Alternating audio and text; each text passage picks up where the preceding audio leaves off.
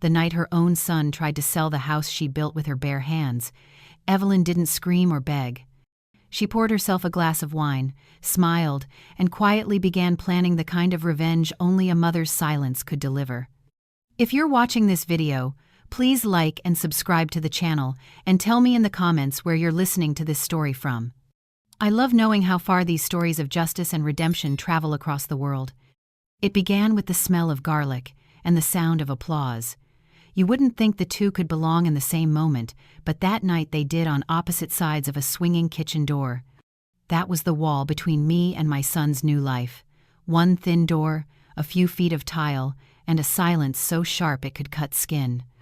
My name is Evelyn Ross, and the night my son got married was the night I realized what it feels like to be erased while you're still alive. I wasn't late. I wasn't uninvited. I just wasn't wanted in sight. When I first arrived at the venue, a converted farmhouse glowing under strings of fairy lights, I felt something I hadn't felt in years: pride. I looked at the rows of chairs, the music setup, the gold-rimmed plates glinting in candlelight, and I thought, this is what all those double shifts were for. I could still hear the machines from the hospital ringing in my ears, smell antiseptic in my clothes, but for once, it all seemed worth it. I was here to watch my son start his life. But when I searched for my seat, my name wasn't on any table. Not table 1 with the bride's family, not table 2 with the bridal party, not even table 10 with extended family. I walked to the back, scanning every name card twice. Lorraine, the bride's mother, her sisters, even her hairdresser, they all had seats. I didn't. "Excuse me," I said to a young waiter, setting out napkins. He looked up, startled. "They said to seat you near service, ma'am," he murmured. "Closer to the kitchen." I thought I misheard him. "The kitchen?" He looked away, almost apologetic. "It's just temporary. The bride wanted to keep the theme consistent." Theme. That word stuck like a stone in my chest. He led me through a swinging door where the air was hot and damp, filled with the metallic clatter of trays. There was a folding chair set beside a stack of dirty dishes and a half-empty tray of shrimp cocktail. A paper napkin had been thrown over it, as if that made it civilized. "That's you," he said softly.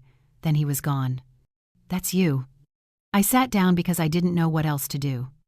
The music started on the other side of the door, violins and laughter, and I could see the silhouettes of people raising their glasses. When the door swung open for a waiter carrying champagne, I caught a flash of the dance floor. My son Jason, tall and smiling, hand in hand with his new bride, Brianna. Her dress shimmered. His eyes shone. He didn't look my way once. I should tell you I paid for everything. Not part, not half. Everything. The venue, the flowers, the band, the invitations printed on handmade paper from Italy, the 6-tier cake that cost more than my first car, $85,000 and some change. I'd spent a lifetime believing that sacrifice was love. That's how mothers prove it, by giving until there's nothing left. But that night, as I sat behind the kitchen door watching strangers toast the man I raised, I learned something different. Sacrifice doesn't guarantee respect. Sometimes it buys your own disappearance. Brianna's father took the microphone. His voice boomed through the door, loud enough to shake the walls. "To my daughter," he said, "and to the man who's become like a son to us. Jason, you are the son every father hopes his daughter will find." Cheers erupted. My throat closed. The next toast came from her mother. "We're so lucky to have found family in you, Jason." I listened to every word like it was being carved into my skin. Family. Found. As if he hadn't already had one. A catering girl stopped in front of me, holding a chipped plate. "Do you want something to eat, ma'am? They said you can take your meal here." Here. A cold chicken breast. 2 steamed carrots. No silverware. Just a napkin. I smiled. "Thank you," I said. My voice didn't sound like mine.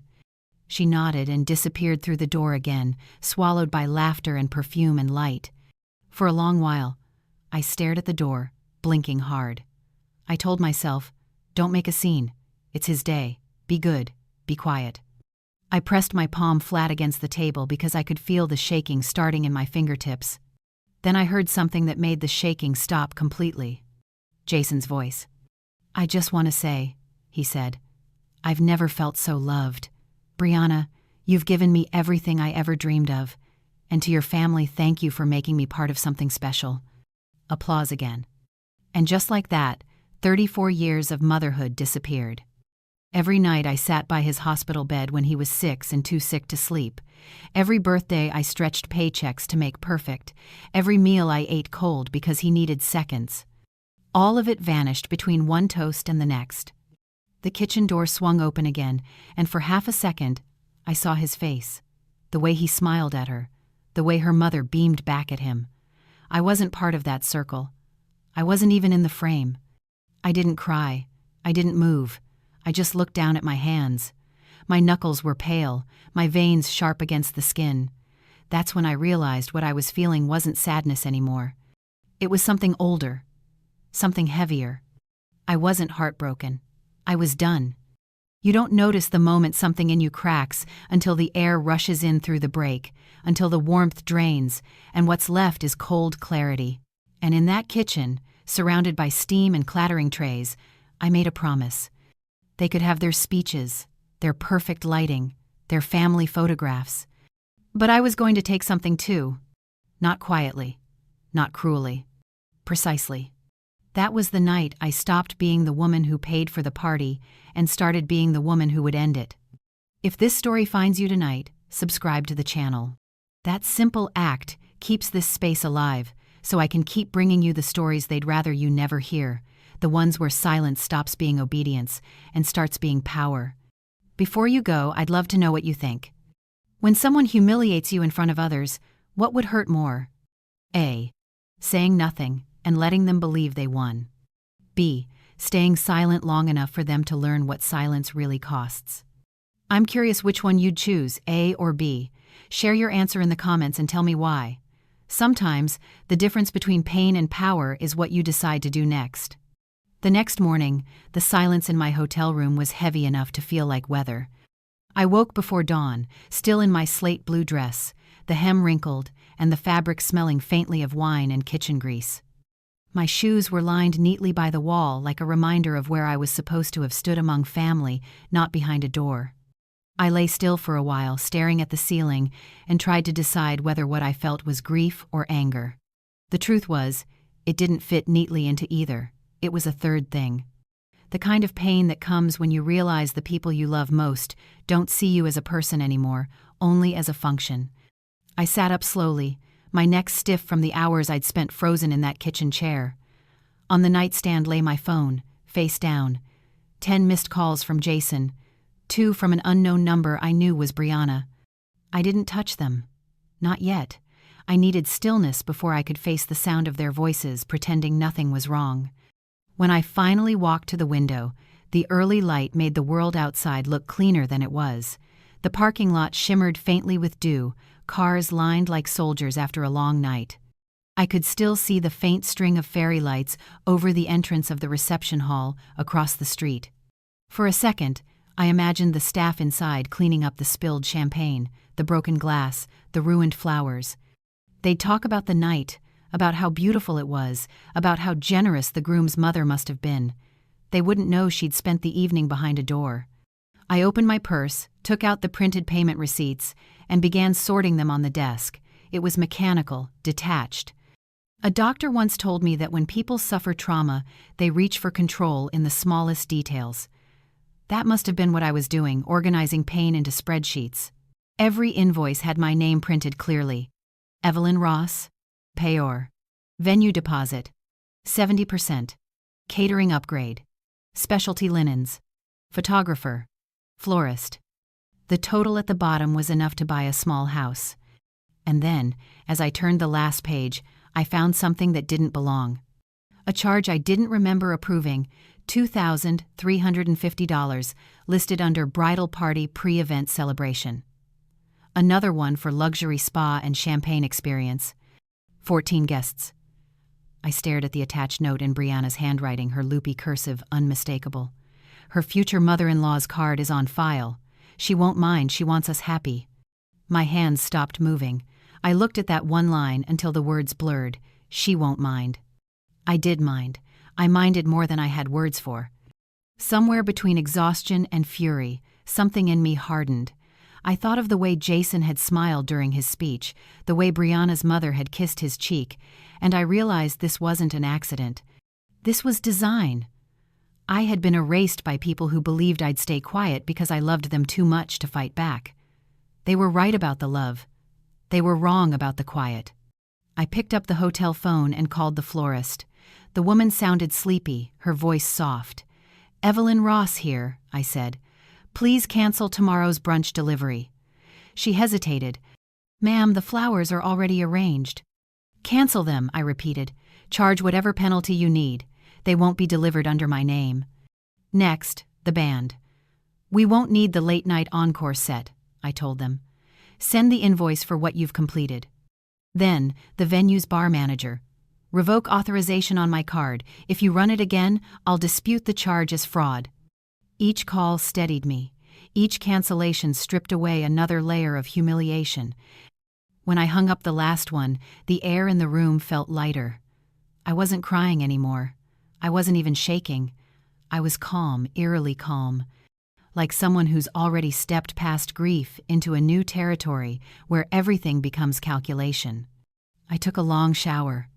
The water scalded, but I didn't turn it down. I wanted the heat, the sting. It felt like purification, like shedding skin. When I finally looked in the mirror, the woman staring back didn't look fragile. Her eyes were red but clear, and her mouth was set in a straight line. I touched my reflection and whispered, "You're still here."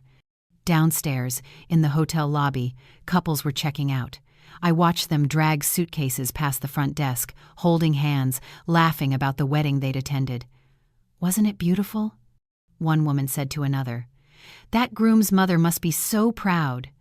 I smiled just a little. Proud wasn't the word. Enlightened, maybe. On my way out, the clerk at the front desk stopped me. "Mrs. Ross, the couple wanted to make sure your stay was comfortable." "They did?" I said, keeping my voice light. "Please tell them it was unforgettable." The drive home was quiet. The roads were half empty, and the morning sun slanted through the windshield in long golden bands. I passed familiar exits, places Jason and I used to stop for coffee on his way to college visits. Every memory now carried a strange duality, warmth and loss. That's the thing about motherhood. Your joy and your heartbreak are often born in the same breath. By the time I reached my street, I'd made up my mind. No more pleading, no more pretending. I had spent a lifetime apologizing for existing. I wouldn't do it again.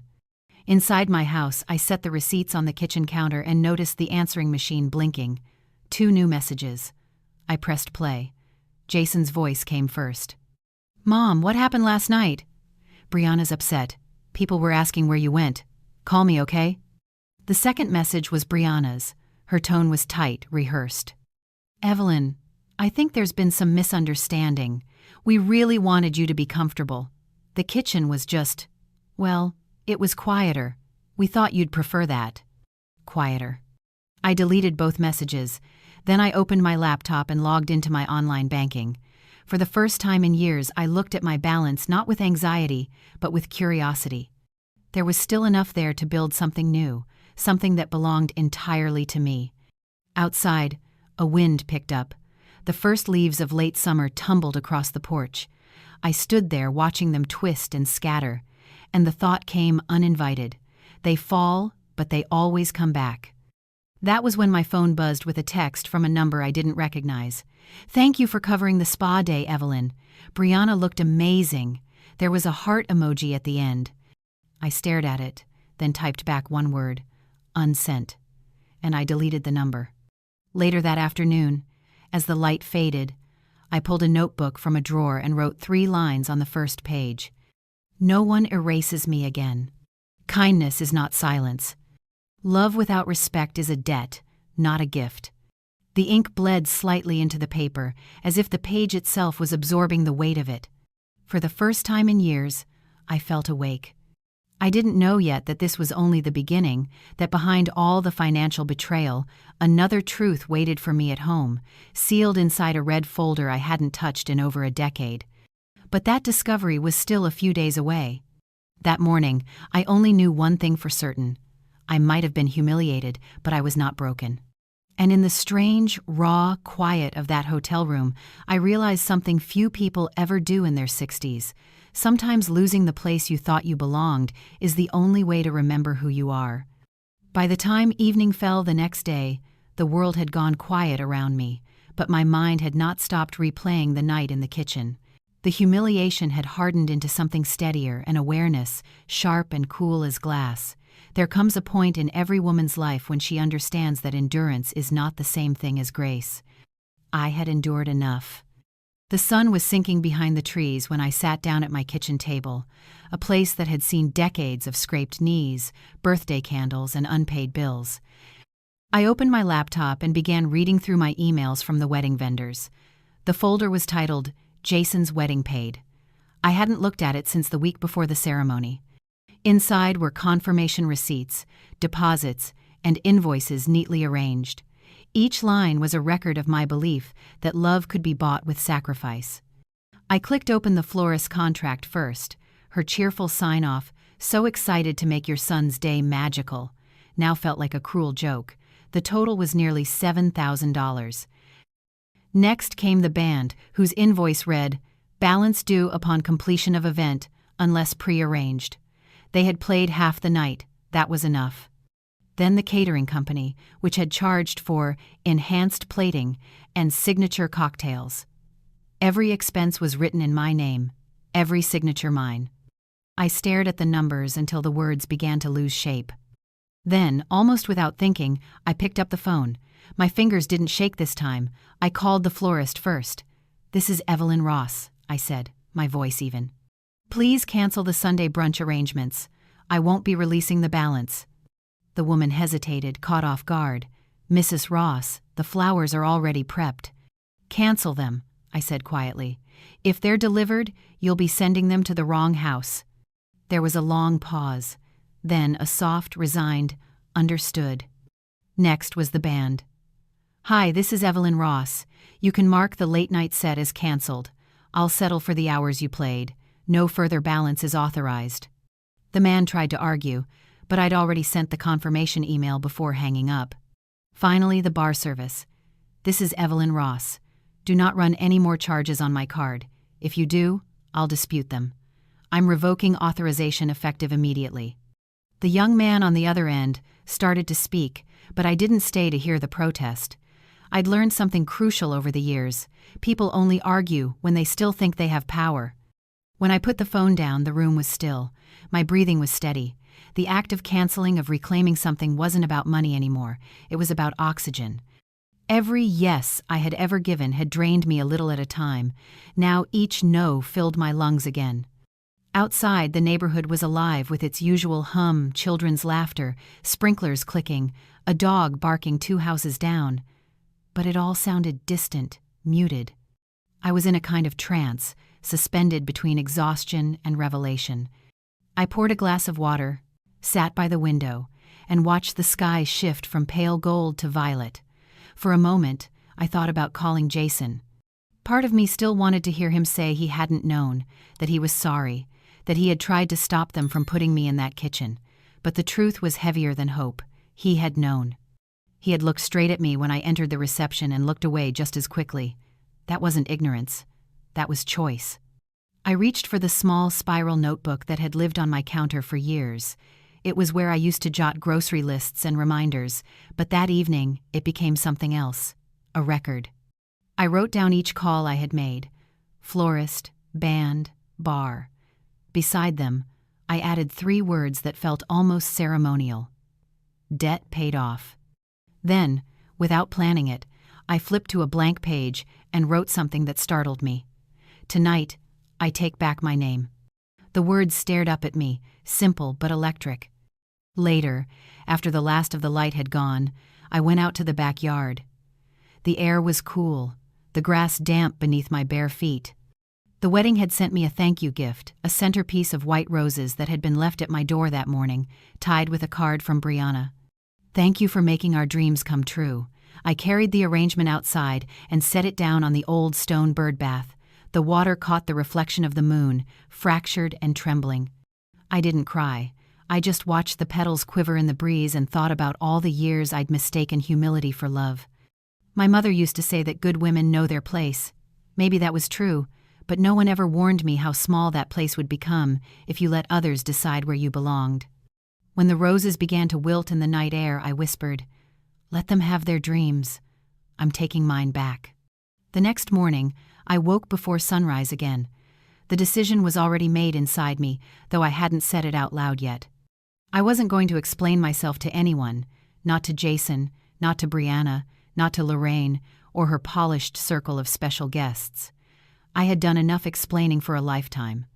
I made coffee, opened my laptop, and began writing an email addressed to myself. The subject line read, "For when you forget." In the body, I typed, "You were not small. They just needed you to be smaller to fit their story." I hit send. The sound of the message leaving the outbox was quiet, but final. Around mid-morning, a notification appeared on my phone, an automated alert from my credit card company. A recent authorization for $4,800 at Lush Bridal Events has been canceled at customer request. Seeing that single line filled me with a strange, fierce satisfaction. It wasn't vengeance. It was correction.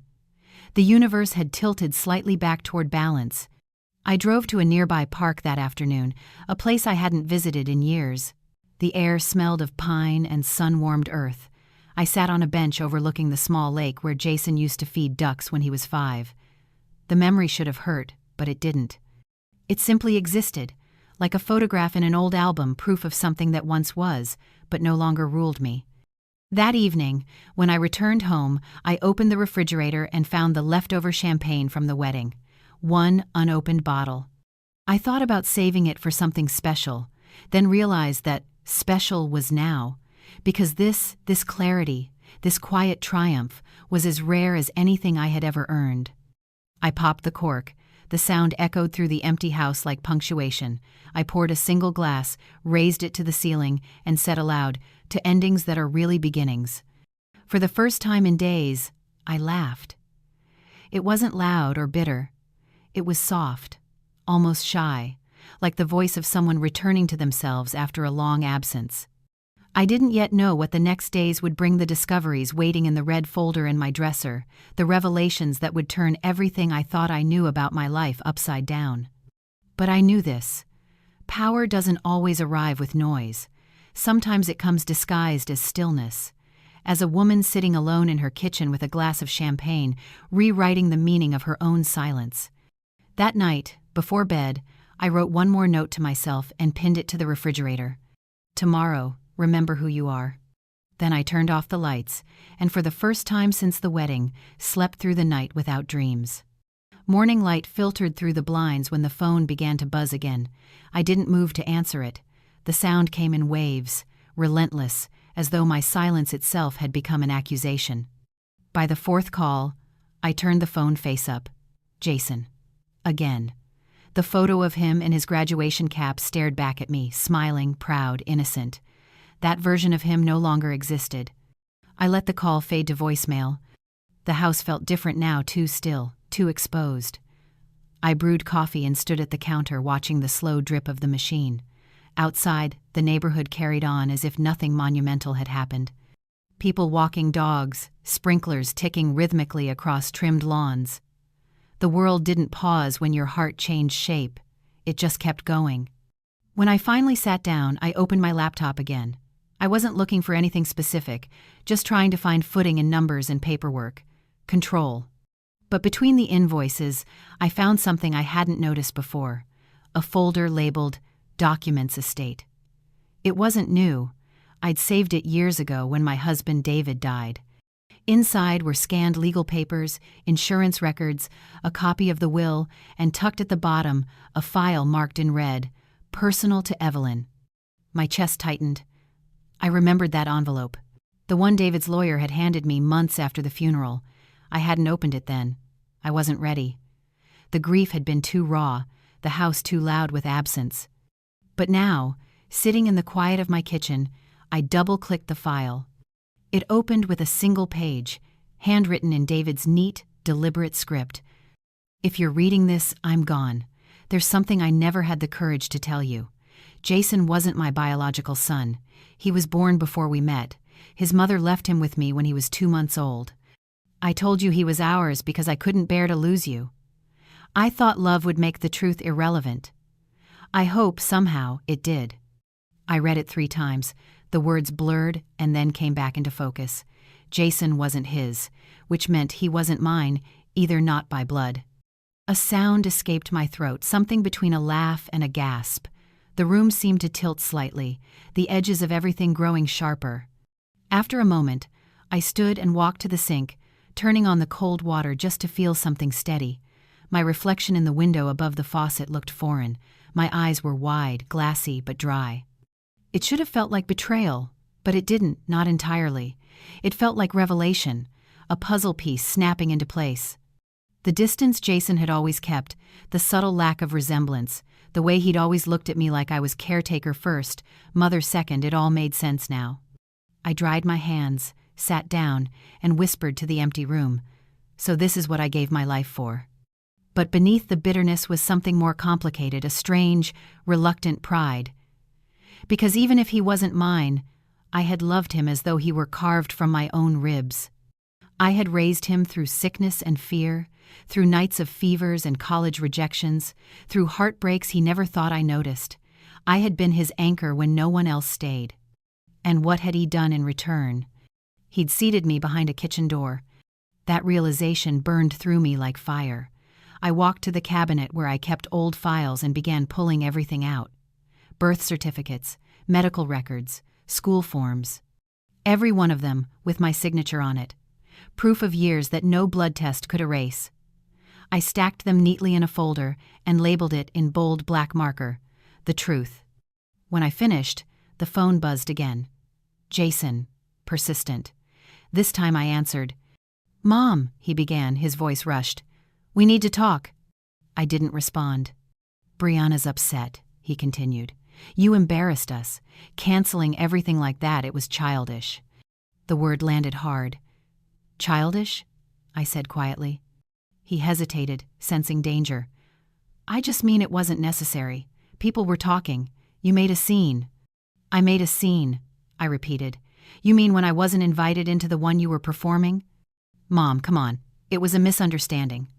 "No, Jason," I said, my voice cold. "It was a decision." "Yours." He went silent. I could hear faint breathing on the line, the kind that comes when someone is choosing whether to lie or confess. Finally, he said, "Brianna thought maybe the pictures would look better if I wasn't in them." He exhaled. "It wasn't like that." "Yes," I said softly. "It was exactly like that." I let the silence stretch until he grew uncomfortable. "Jason," I said finally, "do you know what your father told me before he died?" He sounded uneasy. "No. That you were someone else's child." There was a sharp intake of breath on the other end. "What?" I didn't raise my voice. "He lied to both of us, but I raised you anyway. Every scraped knee, every fever, every late-night worry, that was me. The woman in the kitchen, the woman you erased. So tell me, Jason, what exactly makes a mother? Blood, or everything I gave while you weren't watching?" He didn't answer. I could almost hear the weight of the words drop between us. "Don't call me again," I said finally. "Not until you understand what it costs to be invisible." Then I hung up. The quiet afterward was thick. I set the phone down and walked to the living room. The walls were lined with framed photos. Jason's milestones, vacations, birthdays. One by one, I took them down. I didn't smash them. I didn't even cry. I simply placed them in a box, careful with the glass. Each frame felt lighter as it left the wall, as if the house itself was exhaling. When I finished, I sat on the couch, surrounded by empty spaces where a life had once been displayed. The silence didn't feel lonely. It felt clean. That night, I cooked for one. Salmon with lemon butter, fresh asparagus, a glass of wine I'd been saving for years. The meal tasted different, richer somehow, like an act of defiance. For the first time, I didn't eat out of habit or obligation. I ate because I could, because I wanted to. After dinner, I stepped onto the porch. The air was cool, the stars faint above the quiet street. Somewhere in the distance, a car engine turned over, then faded. I closed my eyes and whispered, Let them call it revenge if they need to. I'll call it remembering who I am. Inside, the red folder lay open on the table, the letter beside it catching the light from the lamp. I didn't touch it again. I didn't need to. Some truths, once spoken, no longer own you. When I finally went to bed, I left the door to the hallway open. The air moved freely through the house, like something released. I lay there in the dark, the weight of years finally lifting, and for the first time in decades, I didn't dream of anyone else's happiness, only my own. The following morning carried a silence so sharp it felt alive, the kind that hums through the air right before a storm. I woke before dawn again, as if my body no longer trusted sleep. The bed beside me, once crowded by memories, felt vast and clean. I made coffee, poured it into the chipped mug Jason had given me years ago for Mother's Day, and stood by the kitchen window.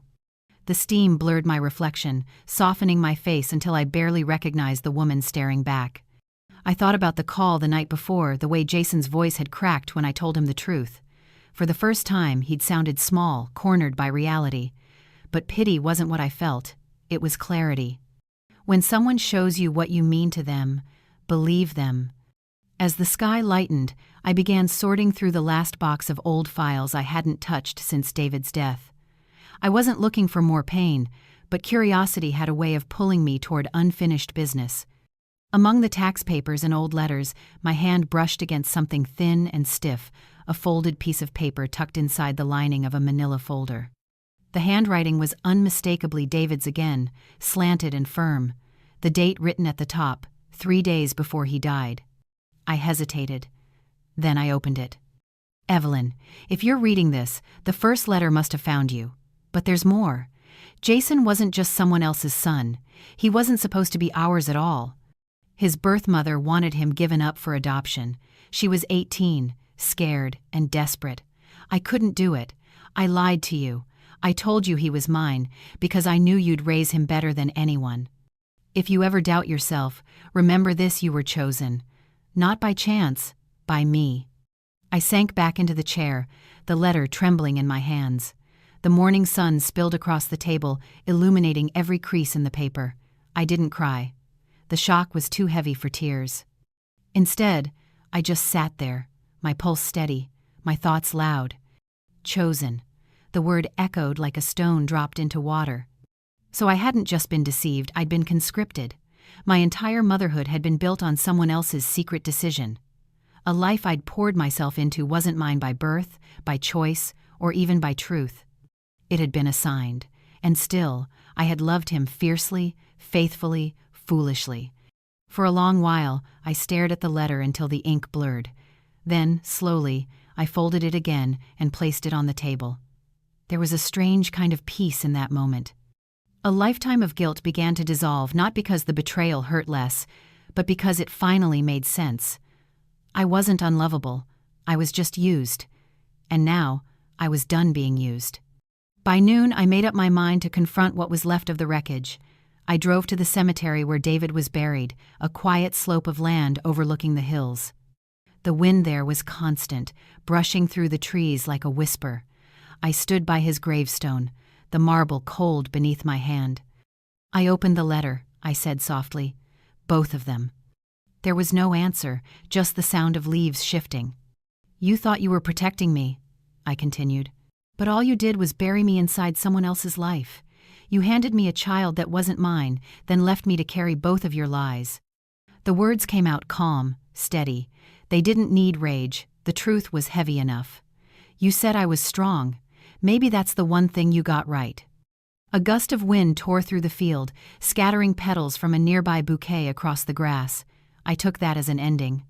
Driving home, I passed the church where the wedding ceremony had been held. The doors were locked now, the sign out front advertising next Sunday's service. For a fleeting second, I imagined walking in, sitting in the pew, telling the congregation exactly what kind of fairy tale they'd witnessed, a man marrying the woman who helped erase his mother. But I didn't stop. Some stories aren't worth correcting. Back home, I poured myself another cup of coffee and opened a new document on my laptop. The cursor blinked, waiting. For years, I'd written notes, grocery lists, letters that never got sent. But this time, I began something different, a record not of what was taken from me, but what I'd reclaimed. Rule 1. Never confuse being needed with being loved. Rule 2. Silence is not peace, it's suffocation with manners. Rule 3. No one gets to decide when my story ends but me. Each line felt like a small exhale, a pulse of energy I hadn't known I still had. That evening, I cooked dinner just for myself again. I set the table properly this time: linen napkin, real glass, the silverware that had once come out only on holidays. I even lit a candle. The flame flickered unevenly, but it was enough to fill the room with a soft glow. I took the first bite of food and let it linger, not out of indulgence, but gratitude. When the meal was done, I washed the dishes and wiped the counter, my movements deliberate. The act of cleaning felt symbolic, like scrubbing away fingerprints from a crime scene no one else would ever investigate. Then, almost impulsively, I went to the hallway closet, the one stacked with boxes of Jason's things, school trophies, childhood drawings, letters from college. I pulled one down and sat cross-legged on the floor. The air inside the box smelled faintly of dust and old glue. On top lay a photograph of Jason at 10 years old, grinning, one tooth missing, holding the dog we'd adopted that same year. The boy in that photo had trusted me. The man he became never would again. I smiled faintly. "You were still mine," I whispered, "even if you never knew it." I placed the picture aside, then reached deeper into the box and found a folded paper, yellowed with time, a card written in crayon. "To Mom, you're the best cooker in the world. Love, Jason." My throat tightened, not with sorrow but with something more complex. That child had loved me once, before inheritance, before expectation, before entitlement. Somewhere, under all the layers, that love had been real. I tucked the card into my notebook, not as proof of what I'd lost, but as a reminder of who I had been when I still believed love could be enough. The clock on the wall ticked past 8. Outside, the neighborhood lights flickered on one by one. I turned off the lamps and sat in the quiet darkness, letting the house breathe around me. For the first time, I didn't feel trapped inside its walls. I felt rooted, like this space, this solitude, was mine again. Before heading to bed, I returned to the letter on the table. I unfolded it one last time, read the words again, and then tore it neatly in half. The sound was soft, final. I didn't throw it away. I simply let the pieces rest there, side by side, as if even paper deserved closure. As I turned off the kitchen light, I whispered to the dark, "You gave me a lie, David, but I turned it into a life." Then I went upstairs, leaving the torn letter behind, two halves of a truth I no longer needed to keep whole. The following morning unfolded with the kind of quiet that feels like a test. No buzzing phone, no distant hum of obligation, just stillness, absolute and unnerving. I made coffee and stood at the sink while the sun slid across the counter. Every shadow in the house looked sharper now, as if the walls themselves had begun paying attention. It had been 3 days since I'd torn David's final letter in half.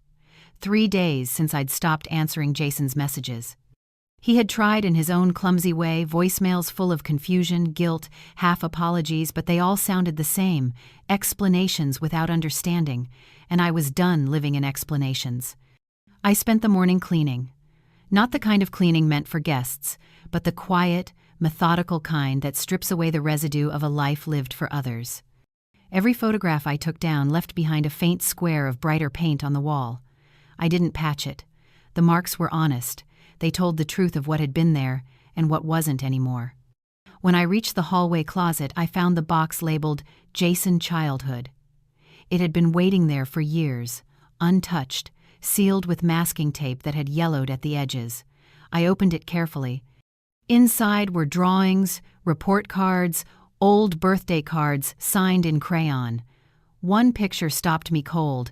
Jason at 5, covered in frosting, his small hands clapping mid-laugh. The edges of the photo were sticky with time. I stared at it for a long while before placing it on the counter beside me. There's a moment in grief when pain becomes memory no longer sharp, but permanent. That's what I felt then. The ache didn't demand to be fixed. It just wanted to be acknowledged. By noon, I'd filled 3 trash bags and stacked them by the door. The house felt lighter, empty, yes, but not hollow. Empty like cleared space, ready for something new. I made a sandwich I didn't finish, washed the single plate, and decided to take a walk. The world outside had the audacity to be beautiful. Early spring, the air carried the smell of lilacs from Mrs. Reynolds's yard. Birds darted between the oaks lining the street, their calls bright and careless. I envied them the simplicity of creatures that never looked back. At the corner cafe, I ordered tea and sat by the window. Across the street, I saw 2 women about my age laughing over something on a phone screen. They looked ordinary, happy. For a moment, I wondered if people could see the ghosts we carried, the invisible things that altered the shape of our days. But the truth was, most didn't. Everyone's pain was silent until it screamed. When I got home, the red folder was still on the kitchen table. I'd left it there deliberately, a confrontation waiting to happen. I opened it again, not to reread, but to add something new. I slipped inside a note I'd written that morning on a torn envelope. He wasn't mine by birth, but he was my lesson. And the lesson is this: love should never cost you your name. I closed the folder and placed it in the drawer. It was no longer a wound. It was evidence of survival. That evening, a knock came at the door. Not hurried or desperate, steady, almost hesitant. I knew who it was before I opened it. Jason stood there, hair disheveled, eyes sunken from lack of sleep. He looked older than he had at the wedding, older than 34 should look. He held a box in his hands. "Mom," he said quietly. I didn't answer. "Can I come in?" I stepped aside. He entered slowly, like someone trespassing. His gaze swept across the living room, catching on the empty walls where the pictures had been. "You took them down," he said. I did. Why? Because I needed to see what my house really looked like without pretending. He swallowed hard. I deserve that. I nodded but said nothing. He placed the box on the table. "These are the checks," he said. "The wedding reimbursements. Brianna and we sold the car. I know it doesn't fix anything, but—" I raised a hand. "Stop. This isn't about money." He blinked, confused. "Then what do you want me to say?" "The truth," I said softly. "Not the rehearsed kind, the real one." He hesitated, then sat down. His shoulders slumped, and for the first time, he looked like the boy in that frosting-stained photo. "I knew what she did," he said finally. "About the seating, the kitchen. She said it was better that way, more organized. She told me you wouldn't mind. And I believed her because it was easier than arguing. I didn't want to ruin her day." "And mine didn't matter?" He flinched. I thought you'd understand." "I did," I said. "That's the problem. I always understood." He looked down at his hands. "I'm sorry, Mom." The words were fragile, almost childlike. But apologies lose their weight when they arrive after the damage becomes history. I sat opposite him. "Your father lied to me for years. About you, about everything. But even then, I raised you. Not because I had to, because I wanted to. I thought love was enough. Turns out, love without respect is just servitude with better manners." He opened his mouth, but no sound came out. I stood, walked to the hallway, and retrieved the photo from the counter, the one of him at 5 years old. I placed it in his hands. "Keep it," I said. "That boy deserved my love. The man he became doesn't." He stared at the picture, his jaw tightening. "You're really cutting me out?" "I'm setting you free," I said, "from the version of me that let everyone else write her story." He stood slowly, the box of checks still unopened. "I don't know what to say." "Then say nothing," I replied. "Sometimes silence is the only honest answer." He lingered at the door, searching my face for softness. There was none left to find. When he finally left, I locked the door behind him, not out of anger, but finality. That night, I sat in the living room with a glass of wine and the sound of rain tapping against the windows. It was strange, the calm that came after confrontation. The kind of peace that doesn't need forgiveness to exist. I thought about David, about Jason, about the decades I'd spent trying to earn a place that should have been mine by right. Then I realized something I hadn't before. Freedom doesn't always arrive when you leave. Sometimes it begins the moment you decide to stay, but on your own terms. The rain slowed. The house settled. I whispered into the quiet, "This is my life now. Mine." And for the first time, the word didn't sound like loneliness. It sounded like truth. 2 weeks passed before I realized that silence had become its own kind of rhythm. Morning coffee at 7, short walk through the park, lunch alone, books in the afternoon, no calls, no visits. The phone that once buzzed like a small machine of obligation now sat untouched on the counter. I wasn't lonely. I was recovering from noise. One afternoon, while watering the small patch of lavender I'd planted by the porch, a car pulled into the driveway. It was Patricia, my neighbor and oldest friend. She'd seen me through the years when David was sick, when Jason was in college, when the house had been full of noise and hope. Patricia didn't bother knocking. She stepped out with a pie in her hands, the kind of gesture that carried both sweetness and concern. "You've gone invisible," she said, handing it over. "I thought maybe you'd joined a monastery." I smiled faintly. "Almost, except monks probably sleep better." We sat on the porch with tea, the scent of lavender drifting around us. Patricia studied me with those sharp eyes of hers that missed nothing. "So," she said, "you finally did it." "Did what?" "Let go." I took a sip of tea, letting the warmth spread through me before answering. "I thought letting go would feel like losing something, but it feels more like remembering how to breathe." She nodded, satisfied, and for a while we sat in comfortable silence. The world moved gently around us, the sound of a lawnmower down the street, the laughter of children playing somewhere unseen. I had spent years trying to hold a family together, but in that quiet afternoon, I realized that peace didn't need witnesses. Later that evening, after Patricia left, I went through the mail, piled on the counter, bills, advertisements, and a single cream envelope with no return address.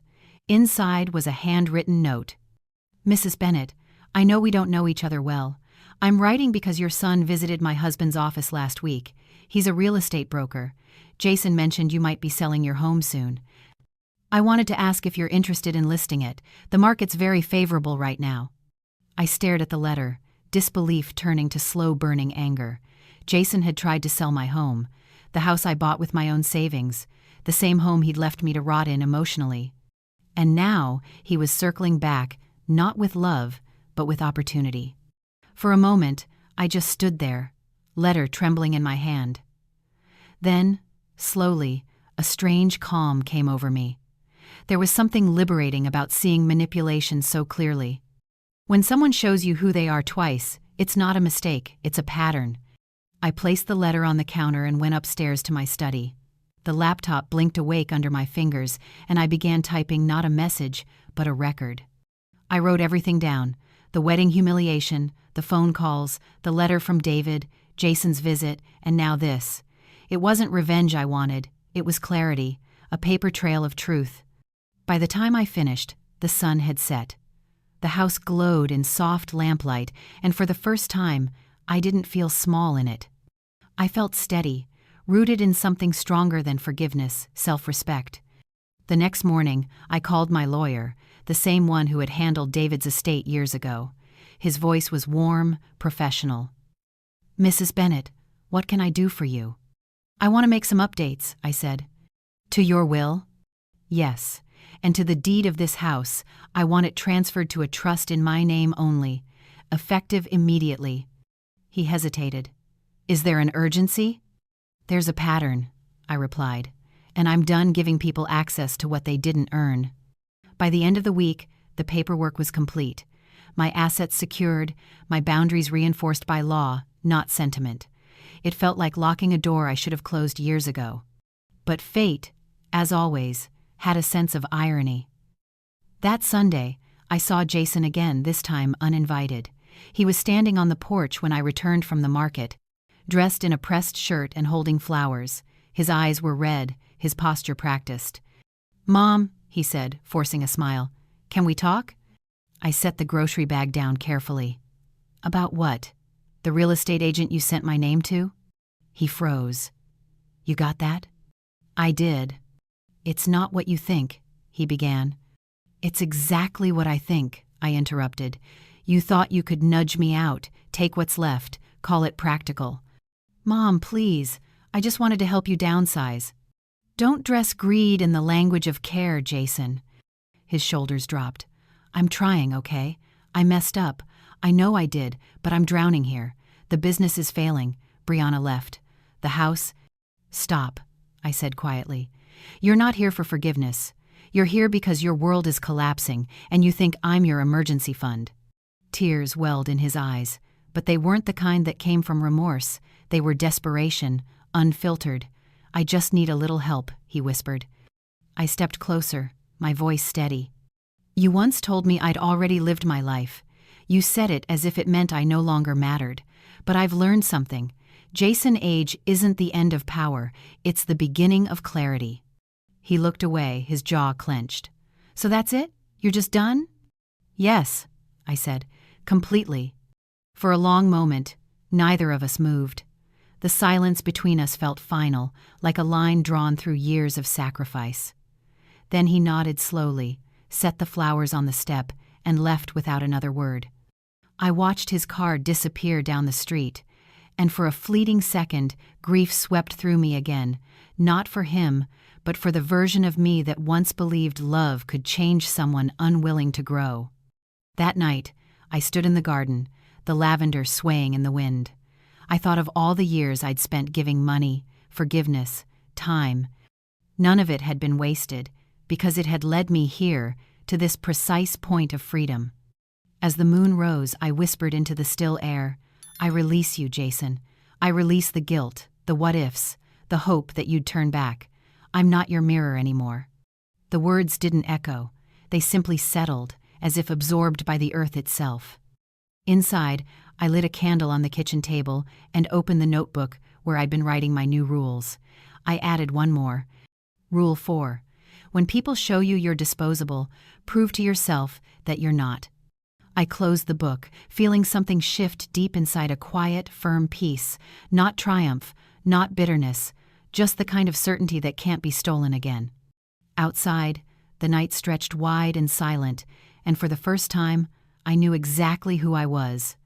Not a victim, not a mother waiting for redemption, but a woman who had finally stopped apologizing for surviving. By early summer, the days had lengthened into gold, and the house that once felt haunted now felt like mine again.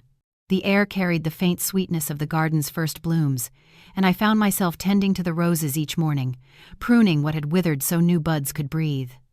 There was a rhythm in that, cutting away what no longer served life. One afternoon, as I was trimming the hedges, a young woman approached the gate. She looked hesitant, clutching a small notepad and wearing a badge that read, Community Herald. Her voice trembled slightly when she spoke. Mrs. Bennett, I'm sorry to bother you. I'm writing an article about local homeowners who've lived here for more than 30 years. You were recommended. I nearly laughed. For a moment, I imagined the irony. A story about endurance, written by someone too young to know what it costs. Still, I invited her in. She followed me through the garden, her eyes darting to the worn stone path, the flower boxes, the wind chime by the door. This place feels alive, she said softly. It's been through a lot, I replied, and she smiled without understanding the weight of it. Inside, I poured her lemonade. She began her questions politely, how long I'd lived here, what the neighborhood was like in the 80s, what had changed. But halfway through, she paused. Do you ever get lonely? The question wasn't cruel. It was honest. I thought for a moment before answering. No, I said. Not anymore. Loneliness is missing someone who isn't coming back. I'm surrounded by things that are still growing. She scribbled something in her notebook. That's beautiful, she murmured. When she left, I stood at the window and watched her disappear down the street. The interview had stirred something in me, an awareness that my story didn't have to end where the pain did. Maybe people like her, people too young to have been broken yet, needed to know that rebuilding isn't dramatic. It's quiet. It's daily. It's choosing not to surrender. That night, I opened my laptop and began writing again. Not notes this time, not rules. A story, my story. I didn't write for sympathy or confession. I wrote to reclaim the narrative before time could twist it. I wrote about the kitchen humiliation, the letters, The truth of a motherhood built on lies and endurance, and the moment I finally understood that survival was not the same as living. The words poured out of me like something long held hostage. By the time I finished the first chapter, dawn was breaking. My fingers ached, but I felt more awake than I had in years. Later that week, Patricia stopped by again, catching me mid-writing. "You look lighter," she said, eyeing the laptop. "I'm working on something." "A memoir?" "Maybe. Or maybe just evidence that I was here." She chuckled. "You've always been here, Evelyn. Some people just didn't know how to see you." We spent the afternoon in the garden, and for the first time, I spoke the story out loud. The wedding, Jason, the discovery of truth. Patricia listened without interrupting, her eyes steady and kind. When I finished, she reached over and squeezed my hand. "You know," she said quietly, "you didn't lose a son. You lost a witness who refused to see your worth. That's not a tragedy, that's a release." That night, those words replayed in my mind. Release. It was what I had been chasing all along without realizing it. Revenge had never been the goal. Clarity was. Freedom from apology, from invisible guilt, from being the background character in a life I'd built. A week later, I received another letter. This one wasn't from Jason or anyone connected to him. It was from a small publishing house in town, the same one that printed local memoirs and neighborhood anthologies. The young reporter had apparently shared my story idea with her editor. They wanted me to finish it. I almost laughed at the absurdity, a woman who'd been erased, being asked to write a book about being seen. But I said yes. Not because I needed validation, but because maybe, somewhere, another woman was sitting in her quiet kitchen, believing her silence was the price of love. Months passed as I wrote. The manuscript grew into something I hadn't planned. A mosaic of pain and persistence, betrayal and boundaries, endings that turned into beginnings. The day I typed the final sentence, the house was filled with late autumn light. Outside, the lavender had gone to seed, but the roots were still alive beneath the frost. I took that as a metaphor I didn't need to write down. When the book was published, it was small, only a few hundred copies printed locally, but word spread faster than I expected. Letters began arriving in my mailbox, handwritten notes from women across the state, widows, mothers, daughters. Some thanked me, some simply said, "You put into words what I never could." The first time I read one of those letters, I cried not from sadness, but from recognition. My story had stopped being just mine. It had become a mirror. Jason never reached out again, though I heard from Patricia that he'd moved to another state, started over. I didn't wish him harm. I just hoped he'd learned what I finally had, that love without gratitude is hollow. On the first anniversary of my book's release, the local library invited me to speak. I almost said no, I'd spent so long avoiding being the center of anything. But something inside me whispered that this was the closing of a circle, so I went. The room was small, filled with women who looked like me, strong, tired, still learning to forgive themselves for trusting the wrong people. I read a passage from the last chapter, the one where I'd written, "Sometimes survival looks like solitude, but it's really the beginning of sovereignty." When I finished, there was a silence, not awkward, but reverent. Then, from the back, a woman stood up. Her voice trembled as she said, "You wrote my life." I smiled, and for the first time in decades, I felt seen not as someone's mother or wife, but as a woman who had endured and turned her endurance into art.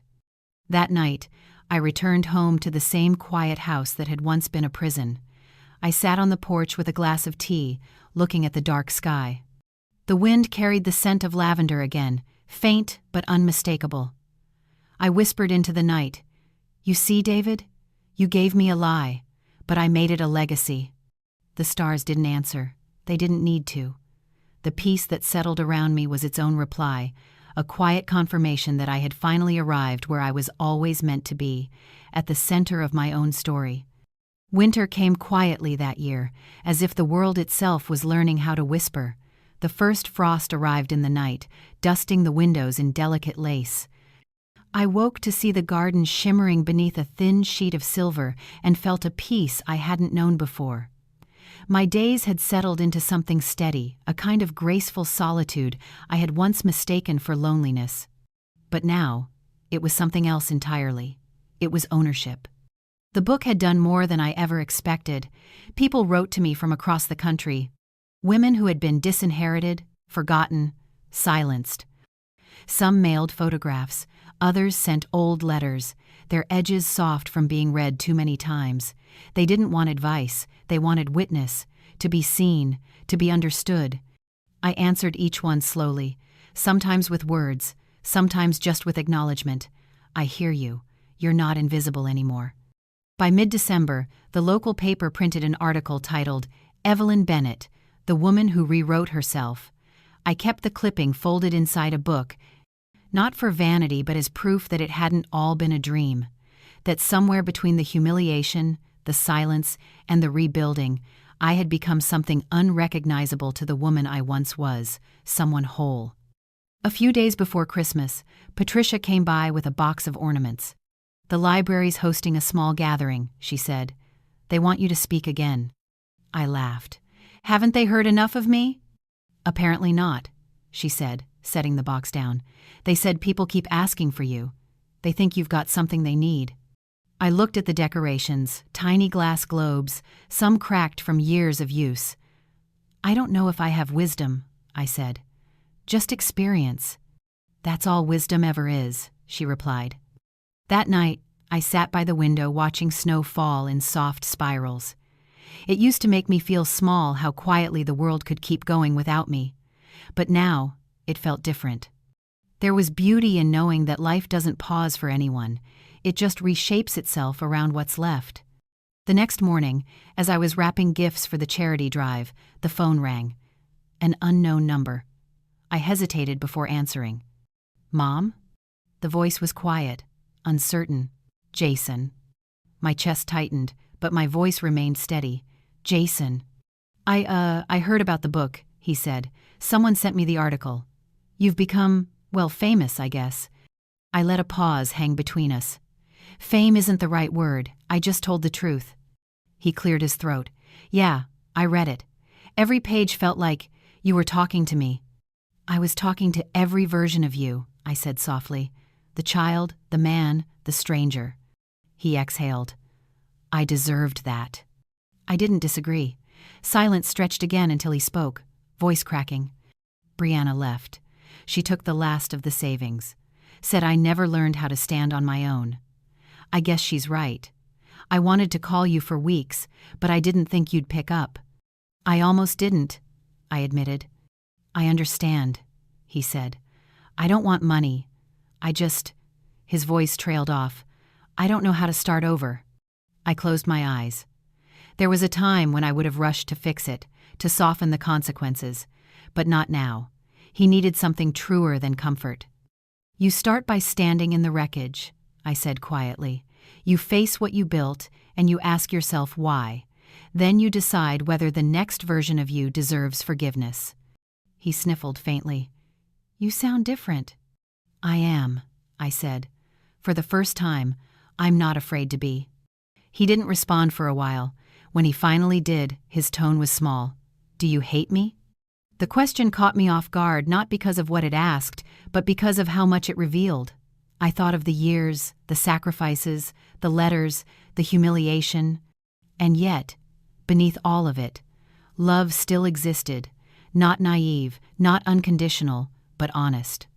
"No," I said. "Hate is too heavy. I just don't carry you the same way anymore." He began to cry, quietly, almost like a child. "I'm sorry," he whispered. "I really am." "I know," I said, though I didn't tell him that sorry is only the beginning of repair, never the end. Before hanging up, I added one last thing. "Jason, whatever you do next, make sure it's yours. Don't live off anyone else's life again. Not mine, not your father's, not Brianna's. If you want redemption, earn it by standing up as your own man." After I ended the call, the house was silent again. But it wasn't heavy. It felt lighter, like a door had opened just enough to let in winter air. Forgiveness wasn't reconciliation. It was release. That evening, Patricia and I went to the library event. The room was warm, filled with familiar faces, the scent of cinnamon and pine lingering in the air. When it was my turn to speak, I stood at the podium and looked at the crowd, women in knitted scarves, older men clutching their wives' hands, teenagers who had come with their mothers. "I used to think justice came from revenge," I began, "that you had to make people see what they did to you. But I was wrong. Real justice is reclaiming your peace after they've taken everything else. It's rebuilding without bitterness. It's daring to live well when they expected you to break." The room was still. Some nodded, some wiped their eyes. I smiled gently. If you're sitting here tonight carrying something too heavy, betrayal, loss, regret, remember this. You don't have to hand it back to the people who gave it to you. You can set it down and walk away lighter.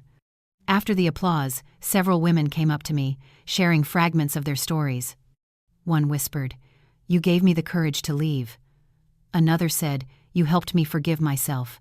I didn't have the right words to respond. I just hugged them, one by one." That night, when I returned home, snow covered everything, the porch, the lavender garden, even the path to the gate. It was beautiful, untouched, the world momentarily clean. I stood there for a long time, breathing it in. Inside, I made tea and opened my notebook. The last page was still blank. I wrote one final rule. Rule 5. Sometimes survival isn't about holding on. It's about knowing when to let go with grace. I closed the book and set it on the table. The candle beside it flickered, its light dancing against the frost outside. Somewhere beyond the snow, I imagined Jason beginning his own reckoning. Maybe he'd fail again. Maybe he wouldn't. But that no longer defined me. As I turned off the lights and headed upstairs, I realized something profound. My story had started with silence, but it ended with a voice. Not loud, not angry, but certain. The voice of a woman who finally understood that peace isn't given by others. It's something you claim, one unshakable truth at a time. In the end, Evelyn's journey wasn't about punishment, it was about reclamation. She began as a woman defined by silence, her worth measured through the eyes of others. But each act of betrayal became a doorway, each humiliation a kind of awakening. She learned that strength doesn't roar. Sometimes it speaks in quiet defiance, in the choice to stop explaining yourself, in the courage to rebuild your life, even when no one is watching. Her greatest victory wasn't the book, the recognition, or the foundation she built, it was peace. The kind of peace that comes from knowing that forgiveness doesn't mean returning to the past, but freeing yourself from its weight. The story reminds us that reinvention is always possible, no matter how late it seems. Life will strip away what we think defines us, roles, relationships, illusions, and what's left is truth. That truth is not weakness, it's our beginning. Evelyn didn't win by taking revenge on those who wronged her. She won by thriving despite them. She turned her pain into purpose, her silence into voice, her loss into legacy. The lesson for us today is clear. Self-respect is not selfish, it is survival. Protecting your peace isn't cruelty, it's clarity. And love, real love, should never require you to erase yourself. If you've ever been made to feel small or unseen, remember Evelyn's story. Don't wait for permission to start again. Begin where you are, with what you have, and build something no one can take from you. A life that is fully, unapologetically yours. Now I'd love to hear from you. Have you ever reached a moment in your life when walking away brought you more peace than holding on? Share your thoughts below so others can learn from your experience too. And if Evelyn's journey moved you, please subscribe to the channel. It helps us keep creating meaningful stories about courage, dignity, and the power of starting over.